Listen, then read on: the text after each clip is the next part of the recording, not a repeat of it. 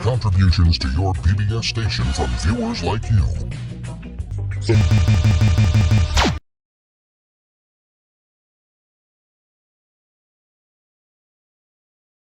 A common trope amongst fictional stories is for a morally depraved character to redeem themselves and then join the main cast. A character that once terrorized the protagonist was now one of their closest allies. It's a trope meant to show that people are capable of changing. They're capable of recognizing their flaws. They're capable of bettering themselves. But have you ever wondered what happens when a character with this archetype never changes? What if they're a vicious monster from beginning to end? They never change their conniving ways, and yet they're still fighting on the side of our protagonist. How would that even work from a writing standpoint? How would they be able to keep their cruelty while still being a vital ally? These questions are the reason why I've been so captivated by this one man, a man distinguished by their twisted mind. Crude, heartless, brutal. These words can't even begin to describe the atrocities this man commits. The closest I can get to accurately describing him is inhuman. Today I'll be discussing everything about Kanki, the Beheader. I'll go over everything this man has to offer, from his breathtaking debut to his bittersweet conclusion. This video will act as a detailed biography and a complete analysis of the war general from hell. If it wasn't obvious, this video will contain heavy spoilers for best-selling manga Kingdom. Kingdom's a very long manga, so I don't expect you to read all of it and come back just for this video. So I hope you could at least stick around to learn about this savage. Hopefully this psychopath will convince you to read the manga for yourself as well. Now, get comfy, grab a blanket, and get some snacks, because this one's gonna be fun. Enjoy. Before we get into anything, I have to give a brief explanation of Kingdom to give some context. If you weren't aware, Kingdom is a historical war manga. This series is set during the Warring States period of China. The 7 kingdoms of China, Qin, Zhao, Wei, Han, Yan, Chu, and Qi, engage in brutal bloodbaths in pursuit of territorial conquest. We follow the protagonist Xin throughout his numerous battles fighting for the kingdom of Qin. He starts off as just a peasant slave with big dreams of becoming a renowned warrior. You watch him climb the ranks of the Qin military, going from a foot soldier to a war general. But for the most part, we're not going to focus on Xin and his ventures. During his military service, Xin encounters a wide variety of characters. Devilish adversaries, competitive rivals, and faithful, dependable allies. But there's one character in particular who stands out amongst the rest.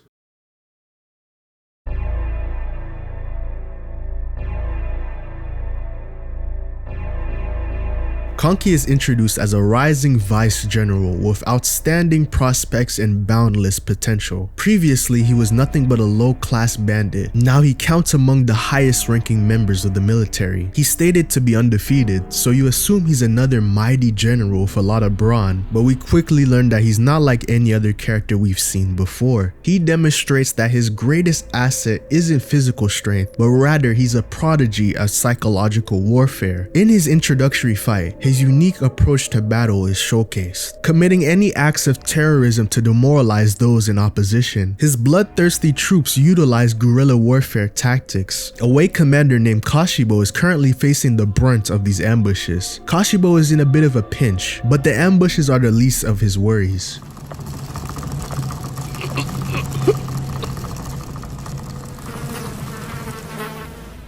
Horribly disfigured corpses of his men are sent to him. Accompanying the bodies are numerous bags inside carts. Within each of these bags were thousands of gouged out eyes. All of them were from his soldiers. It's a rancid gift sent by Kanki as a way of taunting him with mind games. He specializes in inflicting both mental and physical torture onto his victims. It's pretty much second nature to him, like he has a divine gift for putting people through suffering. Another Wei commander, Genpo, decides to take over. Genpo himself is a master of mind games and deception. A few chapters earlier, he even outsmarted the main character, so he's a good match for someone like Kanki. He easily figures out where Kanki's headquarters is and creates a grand master plan to ambush him there. Some messengers show up to tell him he has the upper hand. His plans are all coming to fruition. His victory is only a matter of time. However, Genpo catches something off about these messengers. The reader would then come to the realization that these clearly aren't his messengers. They're Kanki and his men. Backed into a corner and fearing for his life, Genpo makes a desperate plea. His pathetic efforts were futile. This is Kanki's warfare. When I first read these chapters, I was immediately hooked onto the character. All it took was a few chapters and I immediately understood everything about the character's goals and values. Destabilizing the enemy and striking them when they least expect it. Every formal strategy is unnecessary as long as you follow these principles. Honor, morality, ethics, none of that matters when it comes to ancient war. To win, you must do the unexpected, even if it means you lose your basic humanity. Near the end of that same war, there's a huge brawl between the two main commanders-in-chief. The general representing Shin, Mogu, commands the entire army Shin and Kanki are members of. The enemy general representing Wei is considered to be one of the strongest generals in China. The two of them have quite the history. They're practically rivals who have contested with each other over the years. Well, I say rivals, even though Mogu has never actually won a fight against him. And it looks like he won't be winning this one either. If Mogu loses here, this war will be settled in their loss. Things aren't looking good for the Qin army. At this rate, they'll have to make a full retreat to keep their losses low. It's pretty much over for them until the Wei headquarters is spotted combusting in flames. Only one man could have come up with this dirty scheme. While everyone else was fighting for their lives, Kanki snuck into enemy headquarters to sabotage it, rounding up numerous soldiers for execution. Kanki's dialogue here gifts us with plenty of characterization. It's not enough for him to just win a battle. He finds it amusing to humiliate his opponents when they're at their lowest. He requests that the general he captured to beg for his life and he'll consider letting him go. The restrained commander declines, holding far too much pride in himself, his country, and his people to degrade himself like that. After Kanki listens to the captive's outbursts, he changes his mind about killing him. I don't know if it was out of respect or empathy. Kanki decides to let him go into the afterlife. While choking him out, Kanki stabs him numerous times while making derogatory remarks, all in front of his men. There was no way he was going to do a 180 at a time like this, especially with what was at stake. I love how he doesn't change his mind here because it sends a powerful message about Kanki's defining characteristic. He does not show mercy to anyone. No exceptions. You may find his actions here crude, but what he does forces Renpa to forfeit the battle, ending it in a Qin victory. Yes, Kanki's methodology was corrupt, but he was almost solely responsible for winning this war. I have likely described one of the scummiest bastards you have ever heard of. And I know it sounds insane, but I can't bring myself to hate him. His constant smug smile, his condescending taunts, his ruthless conduct, it all adds an odd charisma to him. And anything he does that you may find distasteful is justified because he gives our side an advantage. You also can't help but admit that the man is a genius. He's capable of pulling off stunts no one else would dream of doing. It's what makes him a cut above the rest. Honestly, I admire how he pretty much does whatever he wants. He honestly doesn't care who he offends or hurts as long as he's the one on top. It's an attitude I've always found inspiring. Not only do I love him as a character, but his design is immaculate. He's drawn with a lot of sharp and pointy triangles that resemble spikes, hinting that he's a deadly weapon against anyone who faces him. An encounter with him will be fatal. He's usually associated with purple and black, two colors that are the go-to for forming an ominous vibe. He has these cartoonishly long eyebrows that fit his villainous persona so well I can't imagine him without them. Hell, he even has the classic bad guy goatee. Everything about him just screams, I'm literally the devil in human disguise. Well, it's a bit harsh to compare him to the devil. He's a whole lot worse.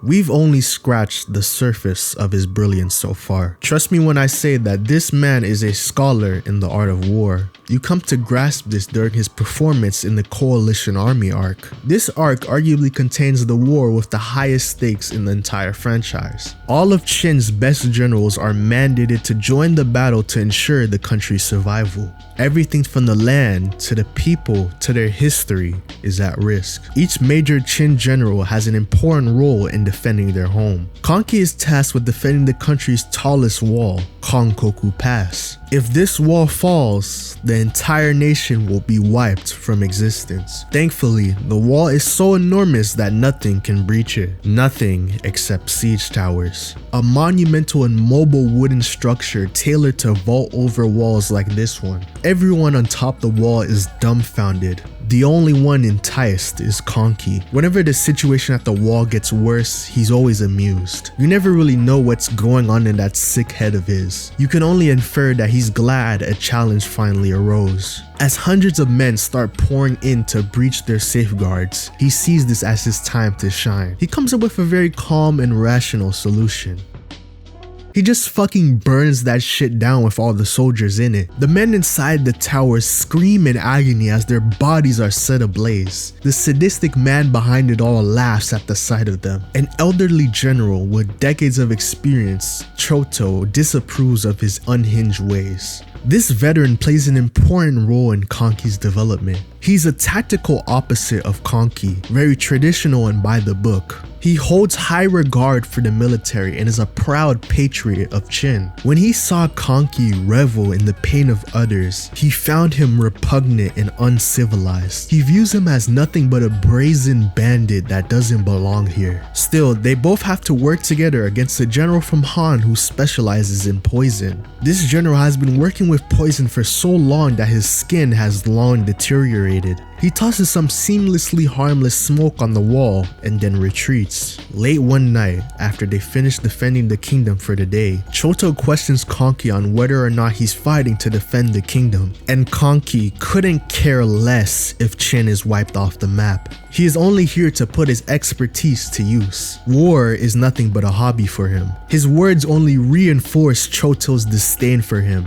8 days after their conversation, Choto falls severely ill due to the smoke. With Choto incapacitated, all defenses begin to crumble. Then another siege tower makes its way to the wall. Kanki does something somewhat nice for once and assists him. The man shows that he is truly ingenious. Kanki lights it on fire again, but it was only to trick the enemy soldiers into leaving it. It was all part of his ploy to use the siege tower to descend the wall. That way he can attack the enemy general directly. Some of his comrades in arms are having second thoughts about this approach, but he reassures everyone with his signature catchphrase: "Everything's going to go just fine." He and his army use the armor of their opponents to blend in with the crowd. They're able to traverse through the enemy army with their disguise. With Kanki's wit and Choto's strength, they're able to eliminate the Han commander. Choto uses the last of his strength to claim the victory. Unfortunately, the poison in his system will guarantee that he won't last much longer. Before he croaks, he has a change of heart. Witnessing Kanki craft this optimum strategy makes Choto finally acknowledge he's worthy as a general. His final request is for Kanki to become the #1 general in Chin to protect the country, entrusting the kingdom to a man he found repulsive mere days ago. The old man takes his last breath, knowing that his country will be safe in the hands of the upcoming generation. Kanki catches his falling body, suggesting that he grew to mutually respect him as well. Even if it was for a brief moment, he showed a tiny bit of sentimental affection.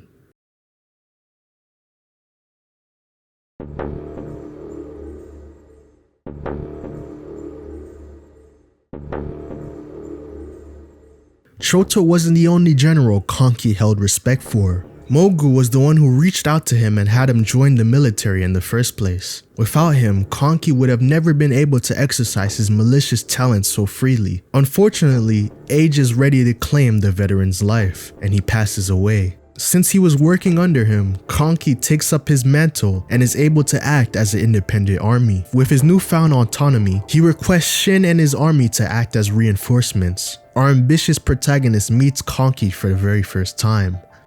Just at the mere sight of him, his entire body is ringing alarm bells, flinging into fight or flight mode. A sign of a very interesting dynamic between the two. As I mentioned before, Shin used to be a peasant slave. Because of this, Kanki seems to relate to Shin on some level. In a way, they're cut from the same cloth. Kanki was a bandit, so they both used to be at the lowest level of society. I assume he selected Shin so he could corrupt him. There are no rules in Kanki's army. You could really commit any war crimes you want. I speculate that a part of him wanted Shin to become like him, to succumb to his darkness and take the same path he did. Shin and Kanki are up against the Kochou Army, a prosperous nation with some of the most notable generals in all of China. Take for instance, General Kisha, savior of the city of Reagan, a devoted, generous man who's fighting to uphold the people of his community. A direct contrast to Kanki. Children wish him off well, as they're worried that he'll be tortured by the Kochou Army. One of the kids even says that they'll give him an eye if his gets plucked out. It's simultaneously one of the cutest and saddest things ever. Kisui's backstory is crucial to understanding this section of the video. He had witnessed a gruesome tragedy 15 years ago. His father and all the men that had served under him sacrificed themselves in exchange for the women, children, and elderly held hostage. They were all burnt at the stake right in front of Kisui, establishing his motive to protect the citizens of Reagan, honoring the lives lost that day, and carrying on his father's legacy. He teams up with Kisha, a general that Shin has fought in previous battles. He's often compared to a spider, since he's known to lure and entrap his opponents like a spider would with its webbing, always leading his opponents to their demise without them even realizing, predicting their behavior and strategy to craft the perfect bait to swallow. Every move he make would be methodical and precise. Few men are better suited than him to face Kanki. The battle begins. The Shin are already put at a disadvantage. Shin's unit constantly falls for the tricks and deceptions of the Kochou Army. If they're going to make it through this war, they'll have to rely on Kanki's troops. Kanki's army is composed of numerous groups of bandit clans. Each of these clans reflect his dark and twisted character. The Zeno clan are these primitive, animalistic creatures that exhibit Kanki's brutishness. They act as the powerhouses of the army, bludgeoning any enemy in their path. The Saki clan are particularly adept in torture methods, acting as an extension of Kanki's sadistic behavior. They'll subject anyone to horrific disfigurements to receive the intel they need, though they have a mysterious legacy within the army. No one knows who they are or where they came from. There are a few other clans, but none are as significant as the members of Kanki's core squad. Marun, the strategist. He acts as the mediator for when they negotiate with other armies. He's oddly very noble and sophisticated compared to the other members. It makes you wonder why he's aligned himself with a bunch of bandits. Ogiko, a clearly mentally deficient man. I originally thought that he had some secret talent that only Kanki knew about, but no. He's just a servant meant for back rubs and entertainment. He's pretty much only around because Kanki thought it would be funny. A poor innocent soul that doesn't belong with these gang of outcasts. Kokuo, a female archer, a sharpshooter with the bow. She's cold and aloof most of the time, but she has this girly side to her. It's pretty obvious that she has this cute little schoolgirl crush on Kanki. Raido, the big brute. He has an unwavering loyalty towards his boss, though he's brash and short-sighted in his decisions, coupled with a quick temper. It may not seem like it now, but he's going to be very important soon. Kisui boosts the Kochou Army morale just by arriving on the battlefield. His presence alone gives the soldiers the courage to fight. His people have nothing but reverence for him. The atmosphere is now tense. One wrong move and the victor is decided. Major generals from both sides prepare for an all-or-nothing battle. The anxiety and anticipation these characters feel is palpable. All of them are waiting for one thing, for Kanki to make his next move. With his command, he calls for Ogiko. Everyone, including the reader, is waiting for what he has in store. So they wait, and wait, and wait, and wait some more, until finally, nothing. He literally does nothing. People were out there ready to risk their lives for their country, and he's getting a back massage from Ogiko like he's on vacation. It's all one massive crude joke. and he's the only one laughing. The next day comes. It seems like a repeat of yesterday's events. This enrages Kisha, a person who's usually calm and calculating. In the previous arcs, nothing was able to crack his steel exterior, though not even someone as level-headed as him can take this mockery. He launches a direct attack on Shin and his unit. While slaughtering some of the unit's men, he fails to see the major mistake he has made. He's fallen right into Kanki's hands. If you want to kill a spider, then you have to force it out of its web. As soon as Kisha left his spot, the Zeno clan made a beeline right towards him. The burly monsters ravage everything in front of them before reaching him. If Kisha had teamed up with any other general, he would have died here. Luckily for him, the beloved Kisui arrives to save him. He does everything in his power to ensure Kisha escapes. Kisui's ironclad defense is exactly what he needed to retreat to safety, but his luck would soon run out soon enough. Shin's unit charges in with an unexpected attack. There was a difficult struggle to get through Kisha's men, but with the help of his comrades, Shin is able to reach him. The two generals have a bloody exchange of blows. Then finally, Shin delivers the last strike. They've done it. They've won. Kisha was the main commander this time, so that means the Zhao army has lost its leadership. When a main commander falls, the war is usually over, but Kisui has people to protect. Families back at home are trembling in fear, scared that they're going to be tortured by Kanki. If he falters now, the city will be in ruin. Since the news of Kisha's death hasn't reached the rest of the army, he comes up with a scheme to cover up what happened. As long as nobody figures it out, the battle will still march on. As the fight continued, there was something brewing in Kanki's corner. Nobody knew it yet, but Kanki was planting the seeds for his most heartless scheme. One on a whole different level than anything he's done before. The day after, we discover that villages near the battlefield were decimated and massacred. It becomes very clear that this is Kanki's doing. We don't know what he's planning, but it doesn't matter since innocents are being sacrificed. Shin and his comrades are brewing with fury against Kanki's crimes against humanity. He's done things like this before, but never on this level. The team confronts Kanki and his generals, escalating tension between the two sides of the Qin army. It gets so bad that the core fighters from both sides get into a scuffle. The brief fight fortunately ends in a stalemate, but everyone's left frustrated and confused, lost on what direction to go from here. I mean, what could they really do about this? This is one of the times where Shin is truly powerless to stop anything. This is what makes his and Kanki's dynamic so intriguing. Their clash of convictions is such a riveting spectacle. Other seasoned generals usually act as either grand opponents that Shin will eventually overcome or wise mentors he'll learn from. Kanki was neither. Shin is a symbol of an ideal general. He's everything a general should be. We as an audience are meant to emulate his acts of generosity. Kanki, on the other hand, is a representation of the cold reality of war. He shows what real-life war generals truly bring. The conquest, the pillaging, the genocide. Nothing about him is sugar-coated or romanticized. He's an amalgamation of the worst humanity has to offer. But we're still left wondering why. Why did Kanki commit this atrocity for seemingly no reason? The answer was to finish the entire war with a single gift. Kisui is notified by one of his messengers that Kanki has sent him something to receive. The Zhao men feel dreadful but venture to see what it is. After a bit of travel, a scene catches Kisui's eye. A scene that will traumatize him for a lifetime. What he sees is a colossal sculpture of corpses, with each appendage torn and skewered.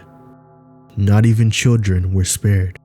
A truly revolting sight, but if that wasn't enough, the gift was accompanied with a message that reads, "To the esteemed and honorable Kisui, your valiant efforts as a deputy commander have been most commendable, and so, as a token of appreciation for your efforts, I give to you this ark of corpses. Take a good, long look at it. Burn it into your eyes. 'Cause you see, Kisui, it is my hope that you will eagerly look forward to my next great work, as I plan to deliver an even greater tragedy upon your city of Regan. a direct threat to the people he swore to protect. And the real icing on the cake is that Kanki is heading towards the city's direction right at this moment. Kisui is now left with one final decision: continue to defend the country with the lives of the citizens he swore to protect on the line, or forfeit this battle, return to his city, and stop Kanki. The decision was clear. At the city of Regan, watchguards spot an army in the distance. All of the residents are panicking for their lives, knowing that if Kanki reaches them, a bloodbath will occur. In a surprising turn of events, it was Kisui's army that arrived first. He had chosen to save those who were entrusted in his hands. This was Kanki's true plan all along. He was only using the city as bait to lure out Kisui and return to claim an easy victory. Despite all of his immoral tactics, his methods proved time and time again to be effective. Not even the greatest strategist within the series could replicate his exceptional results. At this point, it was undeniable that Kanki would become a legend. With him around, everything's going to turn out just fine.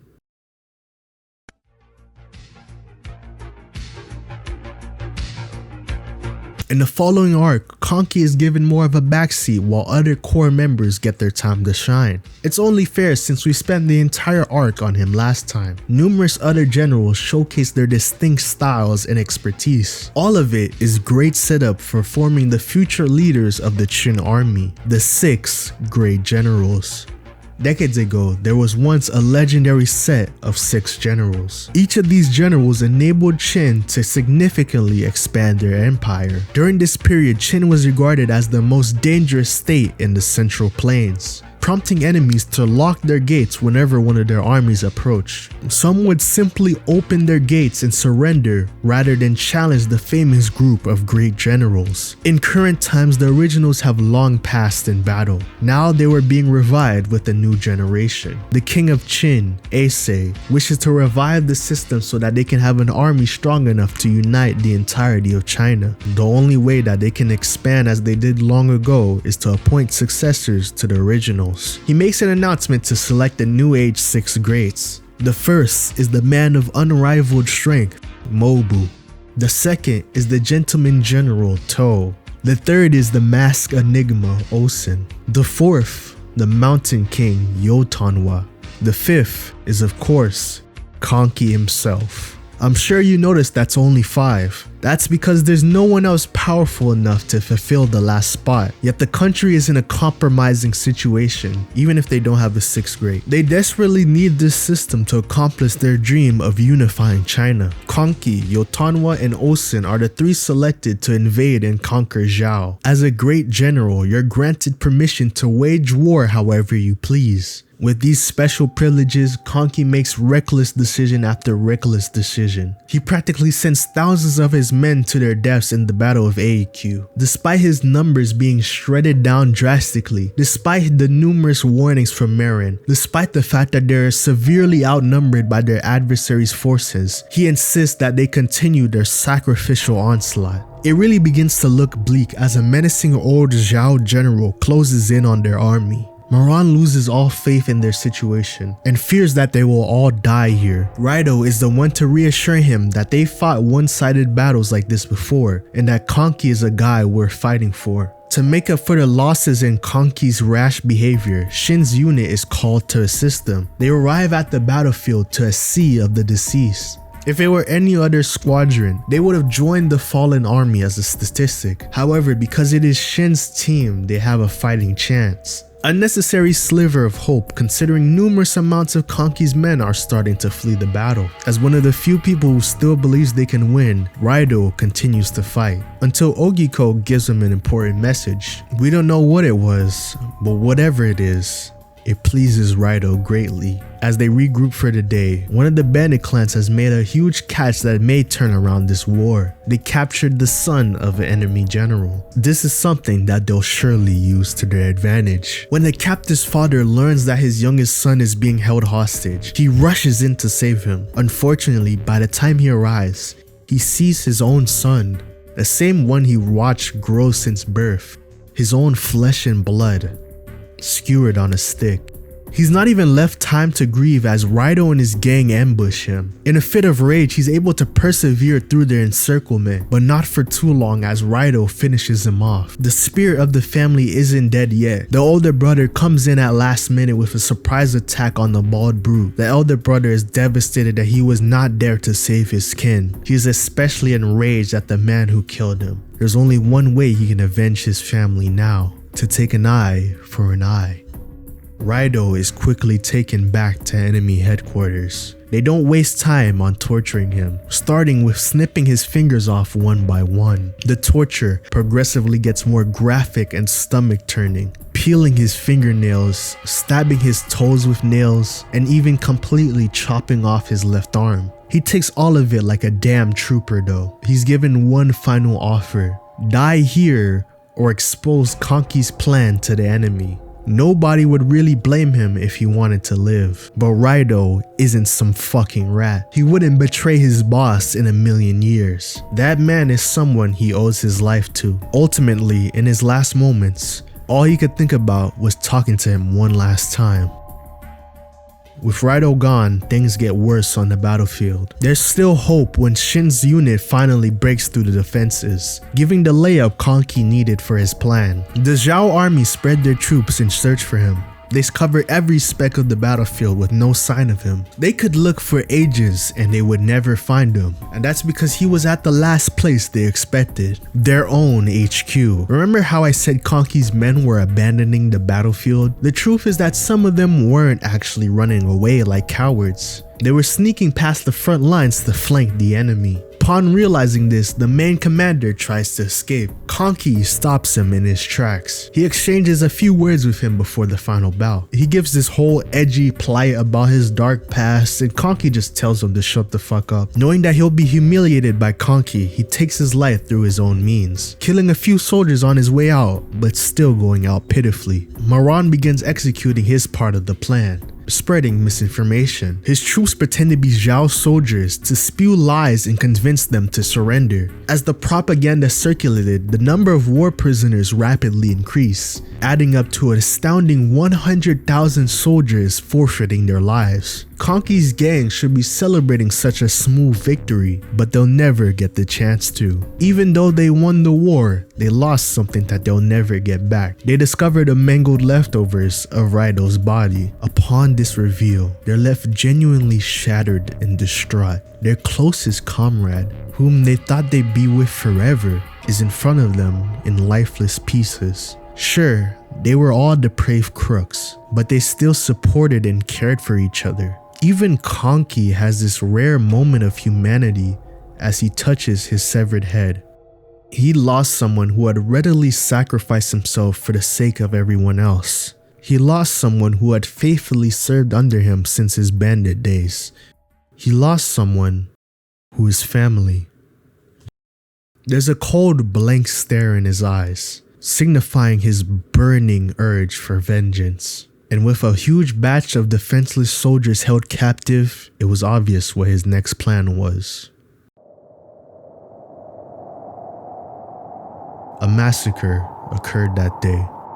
All 100,000 prisoners were beheaded. The scale of the tragedy is demonstrated by the piles of skulls left behind on an empty field. The word of the beheading spread far and wide, from the families of the victims to the king of Qin himself. The king has found himself in a disastrous situation. A war crime on this level directly opposes his goals to unite with the other kingdoms. The people of Zhao will despise them for generations to come. The lives of thousands were ruined because of a single man. The path to unity has been severed. At this point, he has to take matters into his own hands. In 9 days' time, Ace arrives to punish Kanki's acts of treason. Kanki doesn't even show the slightest bit of decorum. The king, however, isn't here to play games. He plans on executing Kanki regardless of how useful he is as a general. He and Kanki would go on to debate on two topics: whether or not China could be united, and on human morality. This is one of my favorite interactions within the series. Sei is the embodiment of utopianism, a man on a quest to create a China without war. He has complete faith that human beings can overcome the darkness within their hearts. while Kanki embodies Machiavellianism, a man who only acts in his self-interest. In his eyes, humanity would never tolerate peace. They'll be stuck in an endless cycle of hatred forever. The debate poses a lot of questions on our nature. Can human beings really come together and live in harmony, or are they doomed to warfare forever? Is invading several countries justified as a means to an end if it will lead to peace? Will decades of bloodshed be able to be forgiven to live as one? All of the answers to these questions will be explored as the series goes on. Ultimately, Issei changes his mind on the execution. Kanki is still a necessity to unification after all, but the next time a transgression like this happens, his head will roll.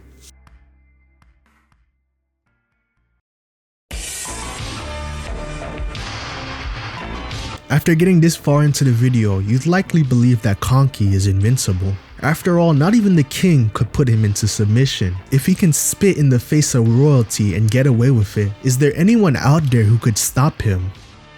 Perhaps. There exists one man in all of China who could put an end to his reign of terror. That man is none other than Lord Riboku, a man who has consistently wreaked havoc on the entirety of Qin. He is undoubtedly the endgame antagonist of the franchise. Ever since his introduction, he has orchestrated the events behind Qin's greatest losses. Time and time again, the strongest Qin generals would face him and have their legacy end there. He even conspired in the death of the strongest member of the original 6 generals. Calling him a threat would be a massive understatement. Just like Kanki, he possesses a supernatural prowess on the battlefield, an intellect that could be considered a divine blessing from God. His innovative mind has found him a way to vanquish Kanki. He has stated to find his weakness, and the only way to confirm this is to face him in the city of Gion. A showdown between 2 of the most intellectual fighters in the manga. Only one of them will survive. Riboku has the advantage of high morale soldiers that are infuriated by the deep wound Kanki has inflicted on their country. Their fellow countrymen were crucified in one of the biggest atrocities in ancient history. Now they finally had a chance to avenge them. He gives the people of the city a powerful speech to urge them to fight at their fullest. He wants them to use their willpower to protect themselves, and their rage against Kanki to fuel their fighting spirit. The people respond with a rallying cry, wishing death to the invaders of Qin.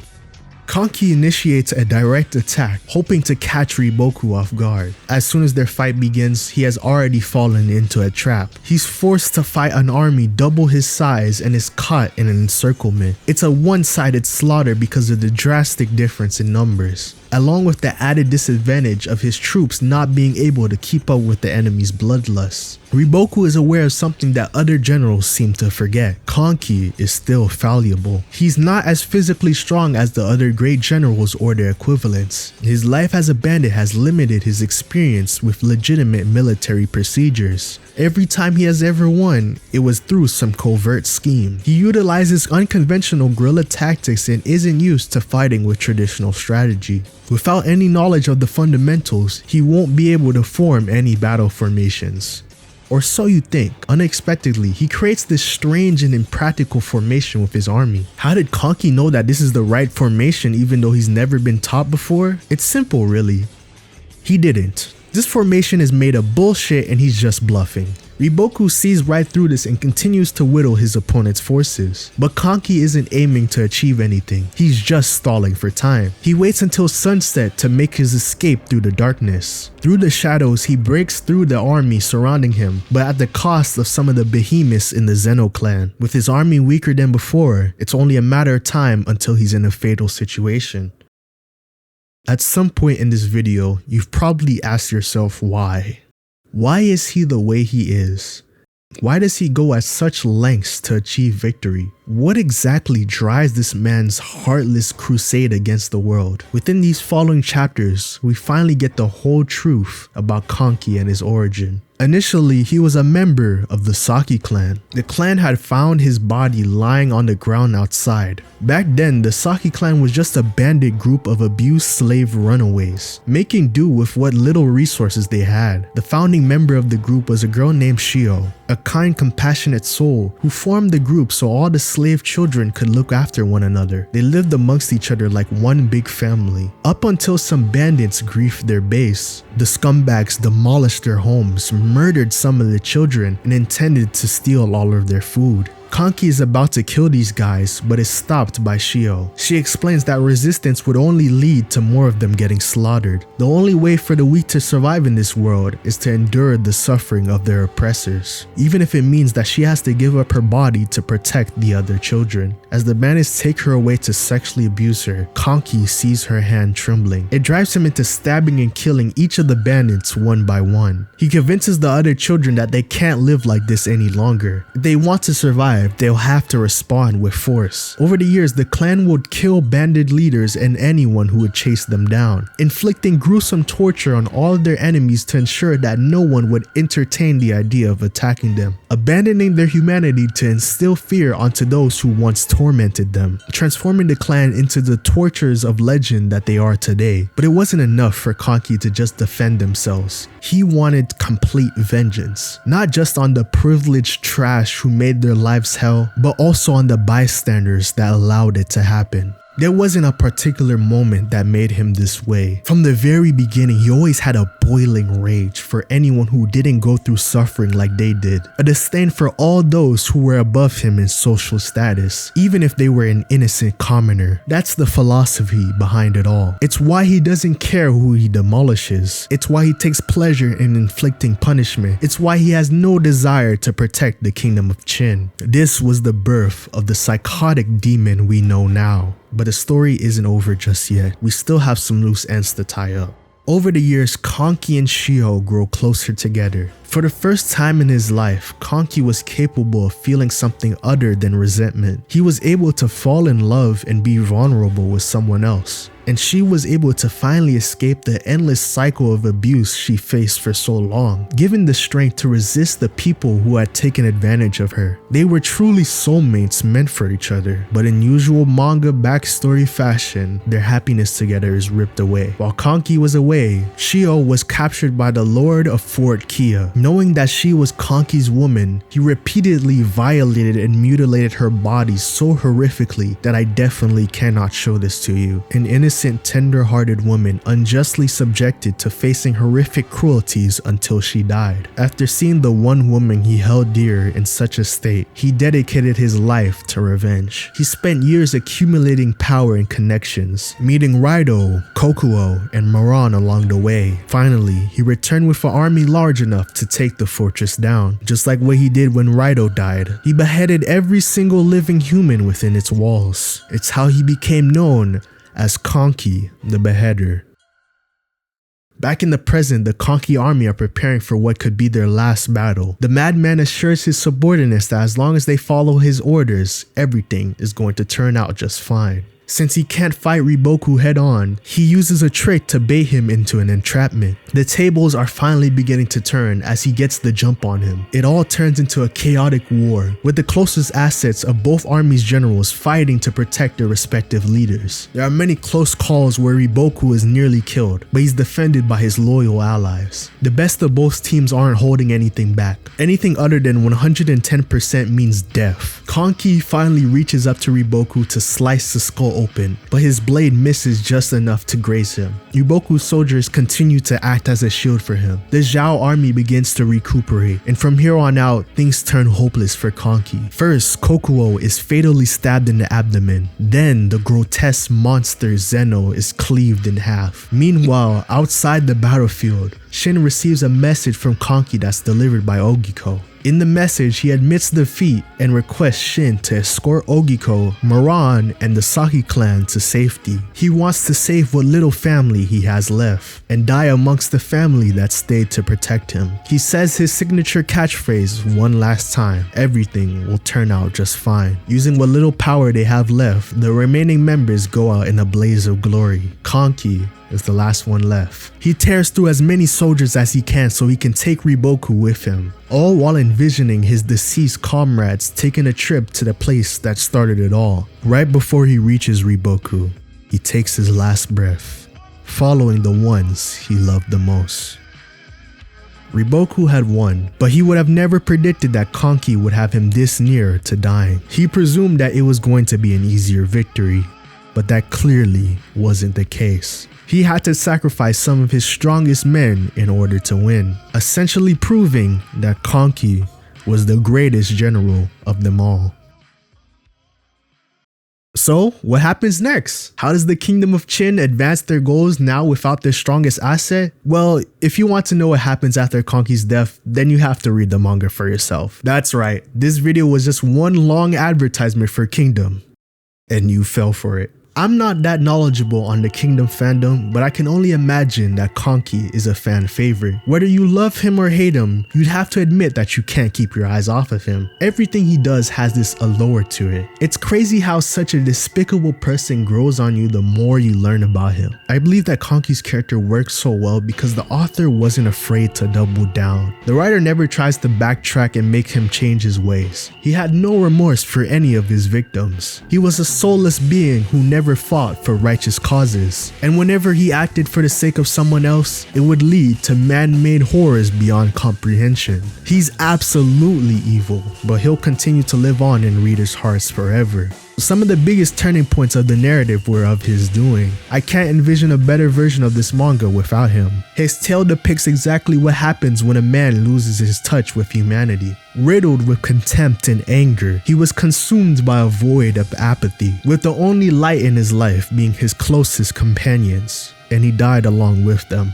That's the story of Kanki the Beheader, a maniac, a prodigy, a war criminal, a tactical genius, an executioner, a great general.